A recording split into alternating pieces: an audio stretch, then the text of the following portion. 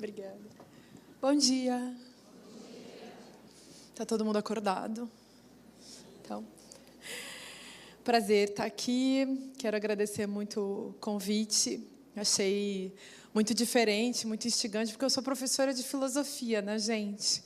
E hoje, quando eu vim de táxi lá do aeroporto, o táxi, eu disse, eu vou fazer uma palestra num congresso de gente que faz maquiagem. E eu sou professora de filosofia. Eu batendo papo com o taxista, né? Ele assim, mas moço, o que isso tem a ver? Eu disse, bom, vamos descobrir. Lá, eu e eles, vamos descobrir o que isso tem a ver. Eu achei o insight do Cláudio super bacana e acho que tem tudo a ver. E eu vou, nessa meia horinha que eu tenho, né, 25, 30 minutos, 35 de repente, eu vou tentar expor para vocês, colocar umas questões, né, em 3 tópicos. Assim. Eu vou falar de estética, vou falar de beleza e vou falar da questão profissional que envolve questões éticas e políticas em torno do tema da estética e da beleza. E eu queria fazer uma coisa assim que eu sempre gosto de fazer, porque eu sou professora de filosofia, que é colocar as questões para vocês de um jeito que não fique hermético e que, como a gente não vai ter tempo também de fazer um debate, depois de ficar 1 hora, 2 horas, 3 horas conversando, que aquilo que eu possa dizer ajude vocês a pensarem na vida de vocês, na profissão de vocês, nas atividades de vocês, nas relações que vocês têm com as outras pessoas, considerando que vocês trabalham com pessoas. E aí depois, claro, se surgirem questões assim que fiquem pegando, fiquem assim martelando na cabeça, vocês podem me escrever, enfim, escrever para o pessoal da Beauty Fair, que eles dão um jeito da resposta chegar lá, da questão chegar lá para mim e, de repente, a resposta até chegar para vocês. Mas o mais importante é que vocês pensem. Eu acho que essa é uma urgência da nossa época, porque nós estamos vivendo num tempo em que as pessoas meio que cancelaram essa capacidade de pensar de uma maneira mais cuidadosa, um pouco assim, digamos, com mais análise, com um mínimo de crítica, né, sem a qual a nossa inteligência não se desenvolve. E inteligência é uma coisa que a gente precisa para tudo, né?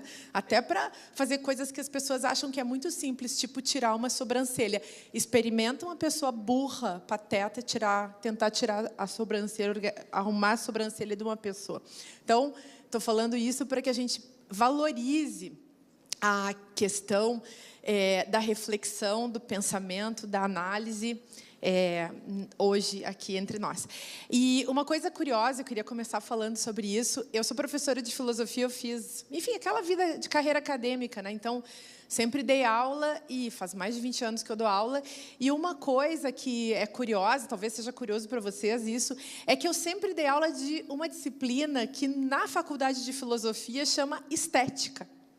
Sabiam disso? Vocês sabem de onde vem a palavra estética? Pois é. Então, estética a gente vê assim, em certas cidades, sobretudo no interior do Brasil, no Rio Grande do Sul, de onde eu venho, por exemplo, você encontra lá no centro da cidade ou num bairro um lugar que chama Estética Cláudia, Estética Márcia, Estética Rosângela. Em certos lugares chama Salão de Beleza, né? Ou, sei lá, tem vários nomes, né, espalhados aí pelo Brasil, mas é engraçado.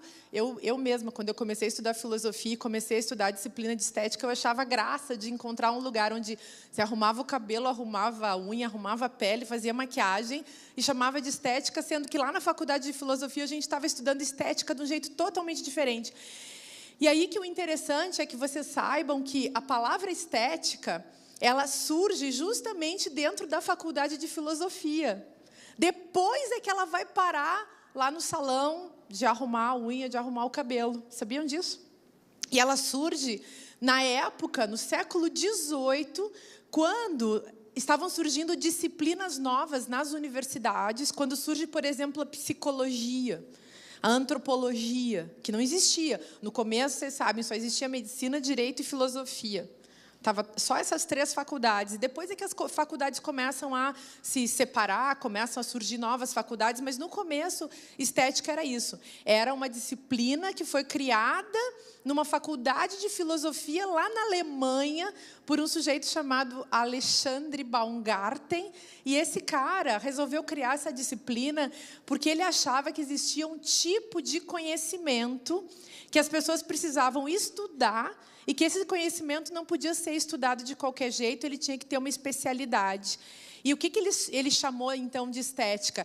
Tudo aquilo que tinha relação com os sentidos. Então, os sentidos, o olfato, o tato, a audição, a gustação, enfim, a visão. Então, todo aquele tipo de conhecimento que a gente não conseguiria explicar racionalmente, porque era, sobretudo, um conhecimento dos sentidos, isso aí seria do campo da estética. Agora, é óbvio também que o Baumgarten era um cara do século XVIII, ou seja, bem antigo, parece assim os nossos políticos, né? Uma gente antiga, assim, ultrapassada hoje em dia, enfim, mas ele achava que esse conhecimento era um conhecimento inferior. Olha que coisa perigosa. Então, ele já começava dizendo que os grandes conhecimentos, os verdadeiros conhecimentos, eram os conhecimentos da metafísica, da ética, e depois vinha o conhecimento da estética, mas tipo lá embaixo, assim, na hierarquia dos conhecimentos, era uma coisa bem lá do chão. E hoje em dia, estou falando isso por quê? Porque eu acho que hoje em dia nós ainda temos, digamos, essa mania, né? Vamos colocar até de um jeito um pouco mais crítico, a gente tem um certo preconceito em relação à área da estética, mesmo na faculdade de filosofia. Lá na faculdade de filosofia, quem dá aula de estética, quem fica estudando esse conhecimento considerado inferior, parece que é aquele cara que não conseguiu entender os problemas da lógica ou os problemas da teoria do conhecimento. Isso é tudo balela. Uma coisa importante da gente saber é que a gente costuma funcionar, o nosso jeito de pensar, ele funciona por preconceitos. Vocês sabiam disso? É a coisa mais triste que existe na vida. É a gente funcionar por preconceitos. E para tudo que a gente faz, tem preconceito, inclusive em relação aos nossos estudos. Quando a gente começa a ler os livros, a fazer pesquisa, a estudar, a tentar entender o que quer que seja, já tem um mundo de conceitos que funcionam como se eles fossem justamente prévios, né? A gente adere a esses conceitos prévios, a esses conceitos que vêm antes e começa a pensar junto. E se a gente não tem reflexão, análise, crítica, se a gente não pensa por conta própria, a gente vai só absorvendo. Hoje, por exemplo, estou falando isso assim para vocês irem pensando, fazendo nexos aí entre vocês. Mas hoje, por exemplo, quando a gente estuda estética, o que a gente estuda na faculdade de filosofia? Ou quem, assim, começa a estudar publicidade, quem estuda comunicação, chega muito perto aí das questões da estética filosófica. O que a gente estuda, então? A gente estuda o universo das sensações, a gente estuda a manipulação dos sentidos, a gente estuda a manipulação das informações.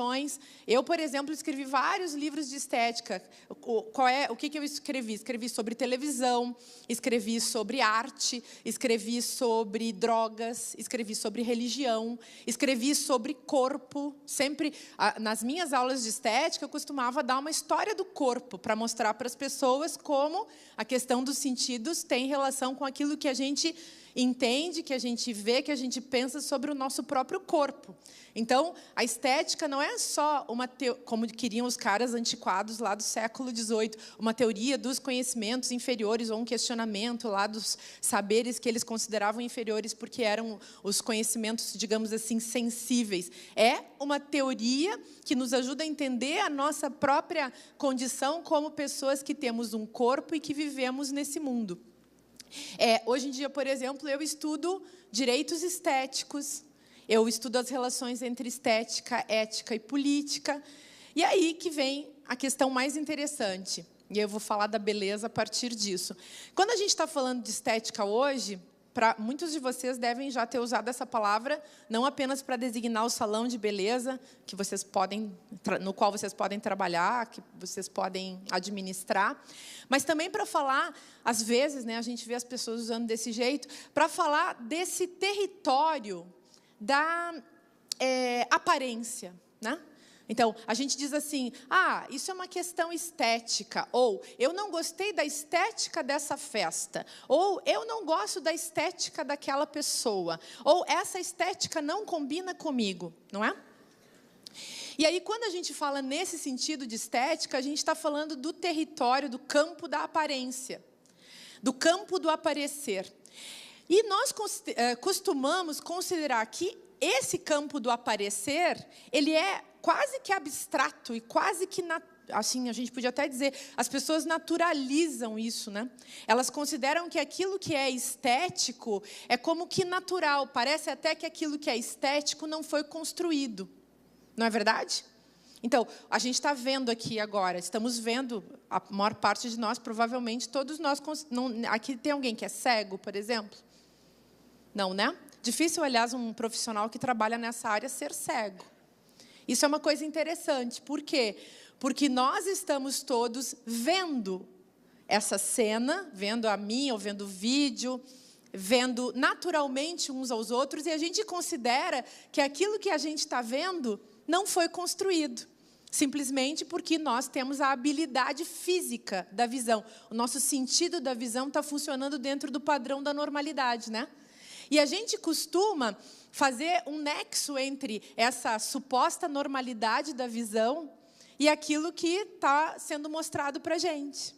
Ora, no campo da estética, uma das áreas, assim, um dos tópicos, aliás, mais interessantes que eu acho que tem para a gente estudar, é justamente isso, estudar como a gente vê as coisas, tentar entender como a gente vê e tentar entender também como se constrói aquilo que a gente vê para que a gente veja da maneira como a gente vê. Então, vocês são profissionais que trabalham com isso o tempo inteiro. Vocês estão sempre construindo a imagem dos outros. Quando a gente fala de estética, por exemplo, a gente fala, então, muito mais de imagem e da imagem produzida, da imagem inventada, do que da imagem natural. E, aliás, eu acho que aqui ninguém é bobo, né? Todo mundo sabe. Eu estou falando uma coisa super didática, assim, mas todo mundo sabe que a imagem nunca é natural, a imagem é sempre inventada. Seja a imagem que vocês estão vendo de mim, eu botei uma roupa, eu me arrumei, eu sempre ando meio com essa roupa, mas essa é a imagem que eu inventei para mim. Cada uma de vocês inventou uma imagem para vocês. A imagem que eles estão mostrando aqui também é uma imagem inventada por uma pessoa que estudou publicidade. Se vocês ligarem a televisão, qualquer hora do dia, a televisão só inventa imagens. Um filme é uma imagem inventada. Os outdoors que tem pelas ruas, a cidade, a disposição das ruas, o jeito dos prédios, a decoração interna ou externa, tudo, gente, tudo é imagem fabricada.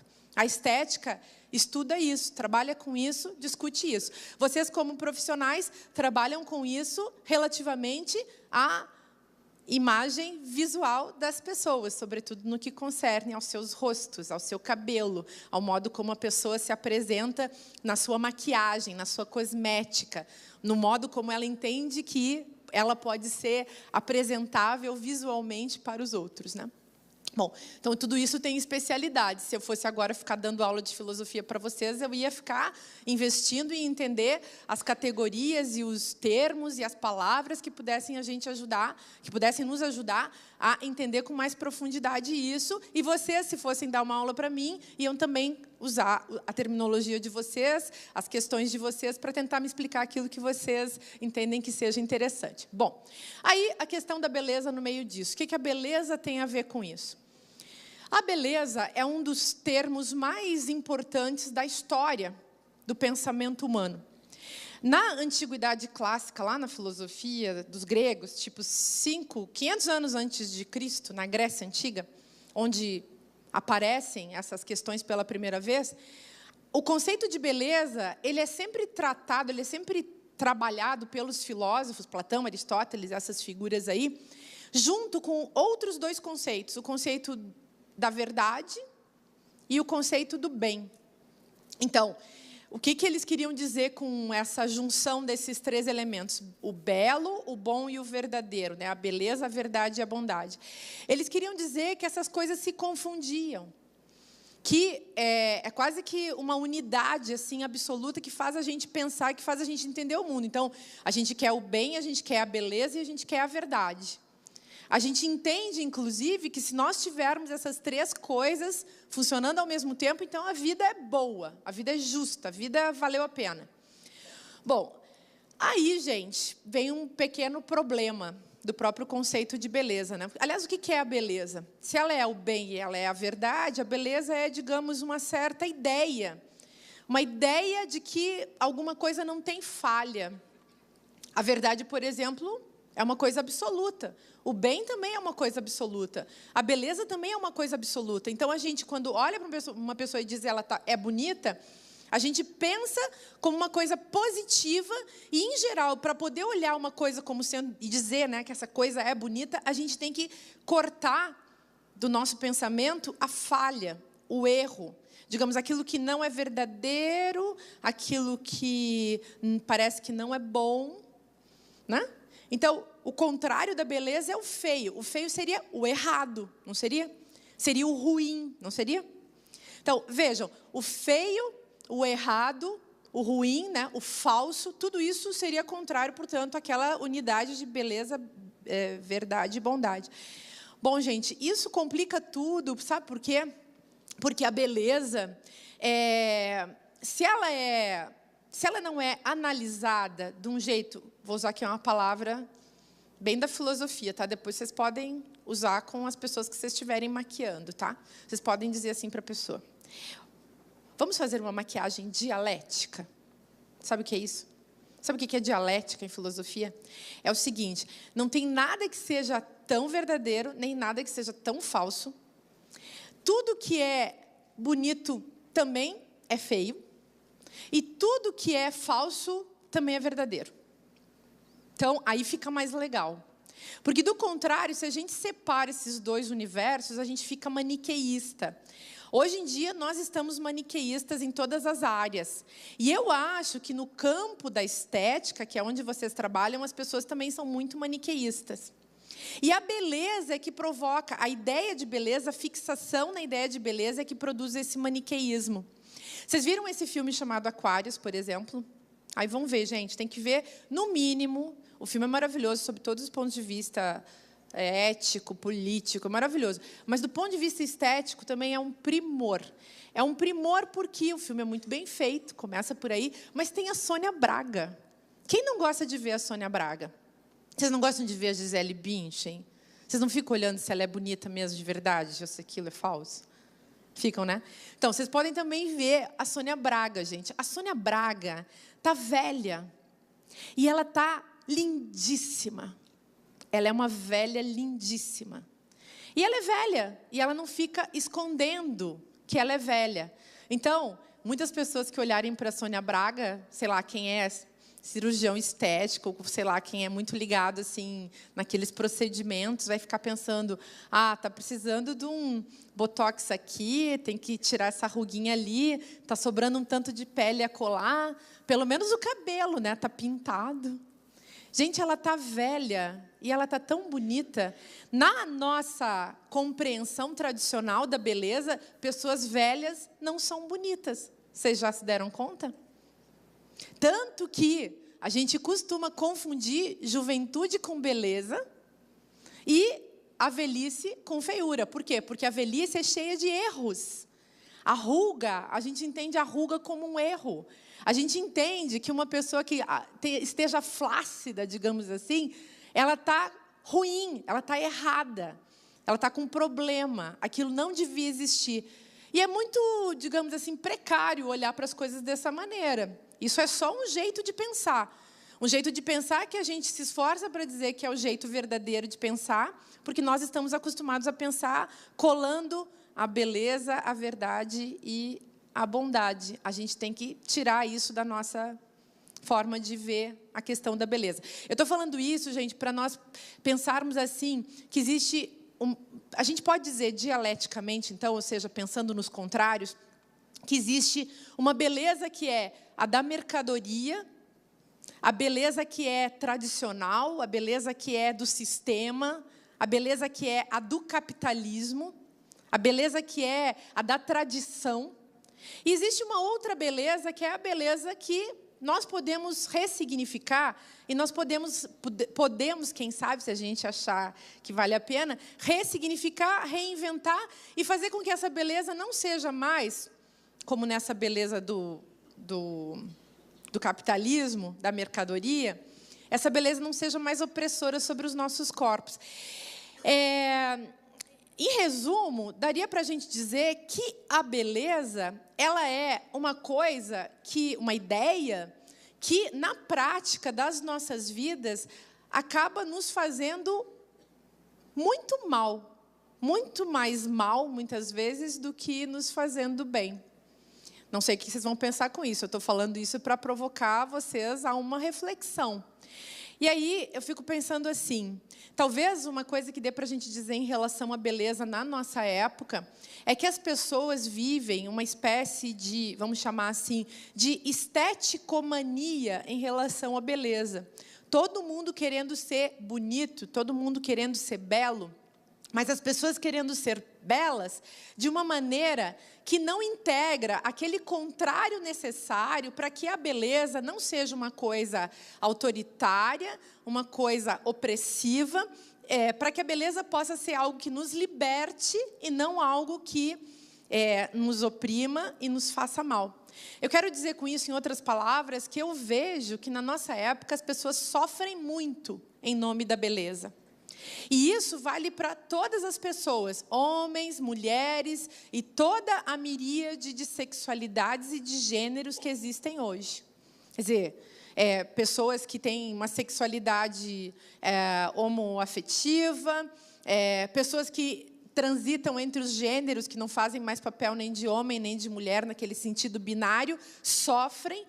Mulheres sofrem muito e homens também sofrem. Vocês lembram da época do metrosexual? Ser metrosexual era um baita de um preconceito. A gente falava assim, do metrosexual como se aquela pessoa que era taxada de metrosexual já era taxada de metrosexual, como se um homem não pudesse se arrumar e se enfeitar, né? E as mulheres é uma coisa ainda pior. As mulheres são as que mais sofreram debaixo do conceito, da ideia, enfim, de beleza ao longo da história. Porque as mulheres nunca valeram nada na história humana, senão por conta da beleza que elas podiam oferecer na condição de objetos, na condição de mercadorias que elas eram. E até hoje ainda é muito assim. Tudo que a gente olha por aí, gente, de propaganda, de filme, de televisão, a meu ver, assim, é legal a gente tomar um cuidado e tentar ver se aquilo que se está fazendo com a imagem de uma mulher, de modo a colocá-la na posição de bela ou feia, se aquilo é bom para ela ou não, e se aquilo está favorecendo, digamos, a compreensão e a autocompreensão das mulheres sobre isso. Então, acho que isso é uma das questões bem sérias. Deixa eu contar para vocês um detalhe, assim, bem da história da filosofia também. E eu estou falando isso, gente, porque eu sou professora, eu gosto de ficar botando nota de rodapé, tá? Ficar ali dando dica de livro também, que vocês podem ler. Tem muita coisa boa para vocês lerem sobre a história da beleza. Eu estou falando também disso para que vocês libertem, né, a capacidade de vocês de pensar sobre isso, porque eu também acho que quanto mais a gente pensa, mais livre a gente se torna, mais autônomo a gente se torna, e nessa linha, mais criativos nós nos tornamos. É muito diferente depois que você estudou, depois que você entendeu, e não estou dizendo assim que tem um entendimento pronto. Tem o processo de cada pessoa. Cada um de vocês, à medida que vocês forem estudando, lendo e tentando entender do que se trata, vai ser diferente, vocês vão criar coisas diferentes, inventar coisas diferentes, porque vocês ficaram mais lúcidos, a cabeça de vocês abriu. Então, é por isso que eu estou dando essas dicas. E eu queria contar na história da beleza, que é uma história assim, cheia de opressões, cheia de machismo, cheia de sexismo. Sexismo é aquela mania de separar homens e mulheres, né, como se eles fossem muito diferentes, e de marcar muitas mulheres por uma, digamos assim, uma sexualidade que vem antes, né? Como se as mulheres não fossem seres humanos. Tem um sujeito, um pensador, um filósofo na história da beleza, que também é do século XVIII, lá da Europa, na época que o Brasil ainda era pré-colônia, né? Era uma coisa assim estranha, uma coisa com escravidão, né?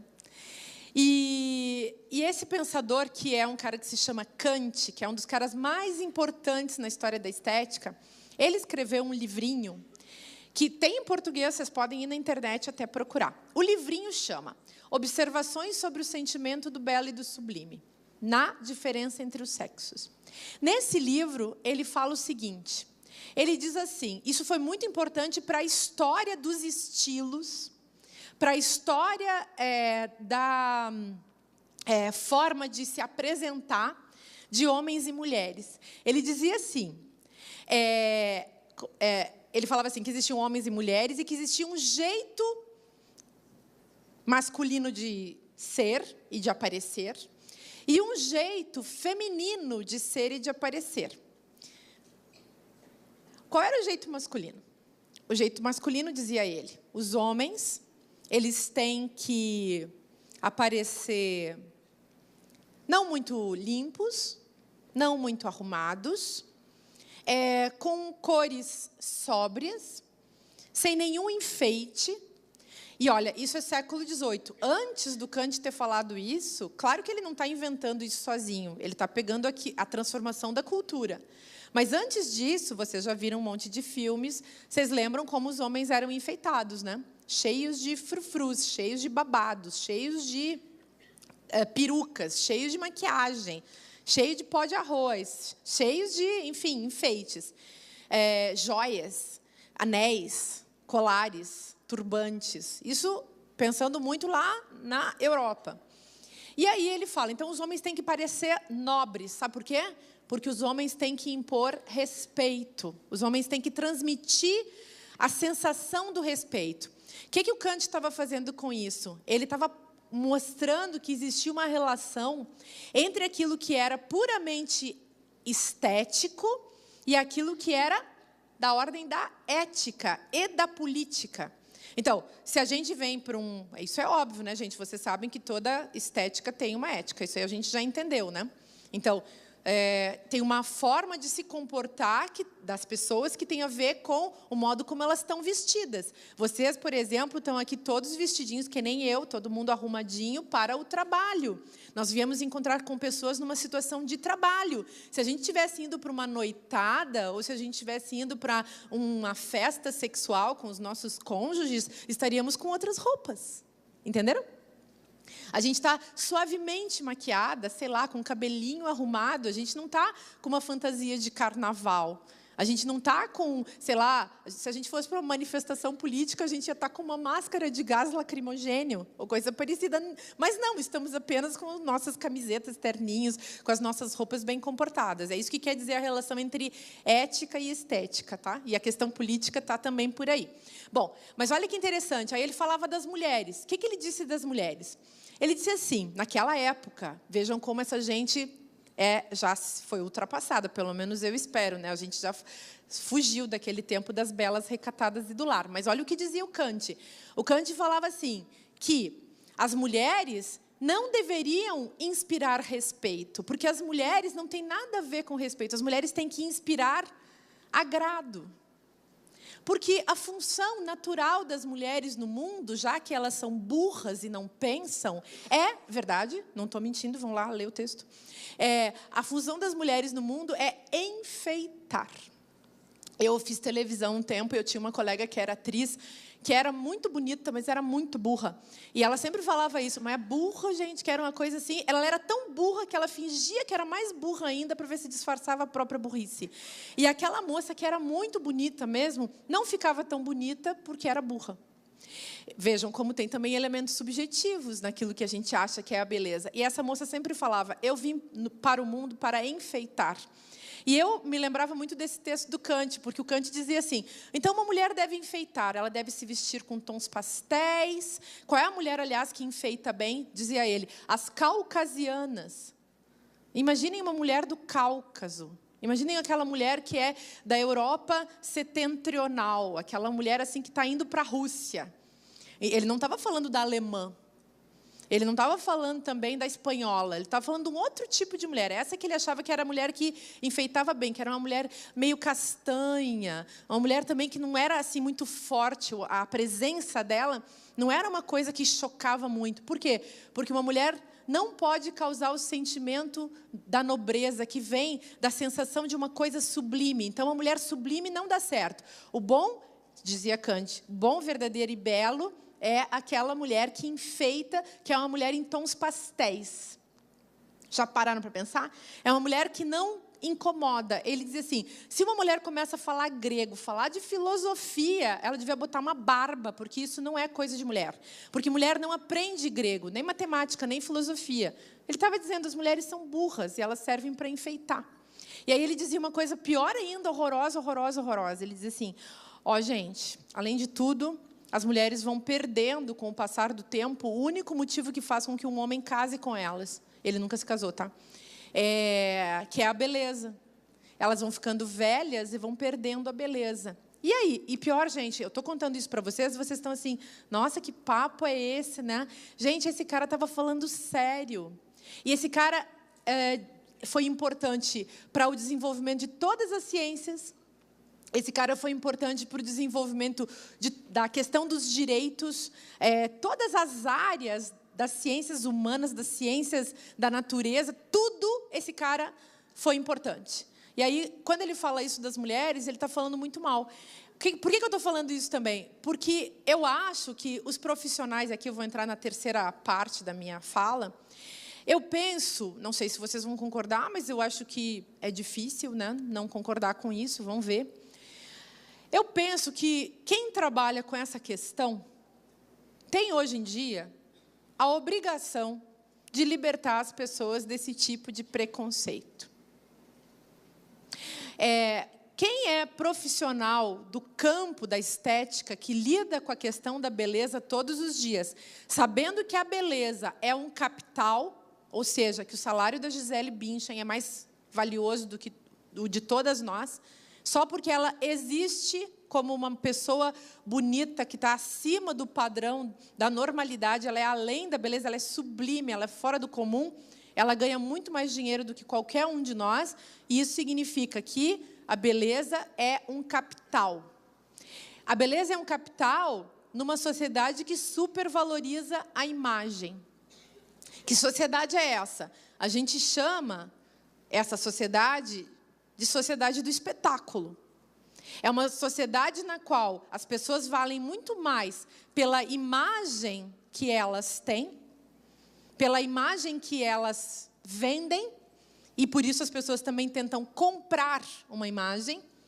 Elas valem muito mais por isso do que por aquilo que elas eventualmente possam ser. Nós estamos muito pouco preocupados com o que nós somos.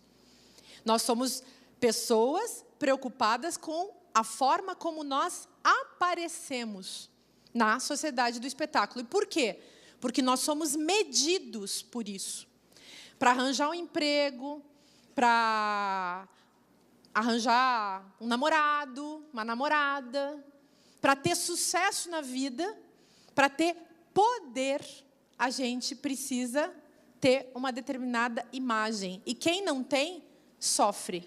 Nós temos que desconstruir, a meu ver, do ponto de vista ético, a nossa tarefa ética é desconstruir essa sociedade do espetáculo. Desconstruindo a sociedade do espetáculo, talvez a gente possa construir um conceito de beleza melhor para as nossas vidas.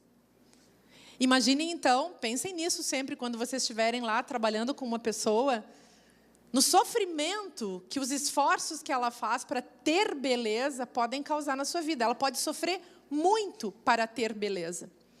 Então, é importante, do meu ponto de vista, não sei se vocês vão concordar, que a gente tenha consciência disso.